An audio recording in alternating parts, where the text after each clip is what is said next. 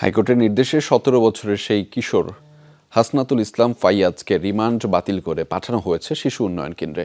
এর আগে তাকে রিমান্ডে নেওয়া হবে না বলে হাইকোর্টকে জানিয়েছিল রাষ্ট্রপক্ষ। কিশোর ফাইয়াজকে রিমান্ডে নেওয়ার বৈধতা চ্যালেঞ্জ করে রিট হয় হাইকোর্টে। আদালত বলেন, এ ধরনের ঘটনা আন্তর্জাতিক মিডিয়ায় সরকারের ভাবমূর্তি নষ্ট হতে পারে।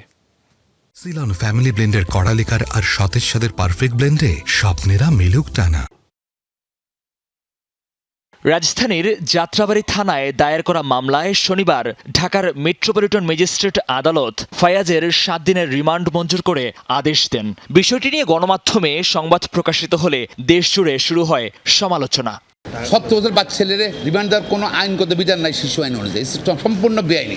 পুলিশ চাওয়াটাও ইলিগাল এবং ম্যাজিস্ট্রেটের দেওয়াটা, লন্ডন ম্যাজিস্ট্রেট যেটা দিয়েছে, রিমান্ড দিয়েছে 17 বছর ছেলেকে, এটা টোটালি ইলিগাল।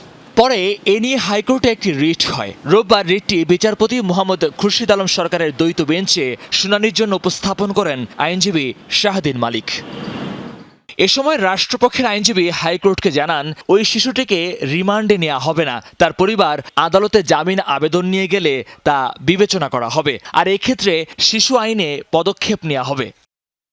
পরে হাইকোর্ট বলেন, বিষয়টি টিভি চ্যানেলে দেখেছেন তারা, তার বাবা সব ডকুমেন্টস দেখিয়েছেন, ছেলেটির বয়স 17, কিন্তু তা ম্যাজিস্ট্রেট বিবেচনা করেননি। জন্ম নিবন্ধন অনুসারে ফায়াজের জন্ম 2007 সালের 19 এপ্রিল। 2024 সালের এসএসসি পরীক্ষায় ঢাকার শামসুল খান স্কুল অ্যান্ড কলেজ থেকে গোল্ডেন এ+ পেয়েছে সে।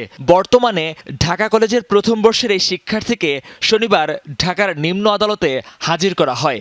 মামলার এজাহারে ফায়াজের বয়স দেখানো হয়েছে 19 বছর। গত 24 জুলাই রাতে ফায়াজকে মাতুয়াইলের বাসা থেকে সাদা পোশাকে একদল লোক জিজ্ঞাসাবাদের কথা বলে ধরে নিয়ে যায় বলে জানায় তার পরিবার।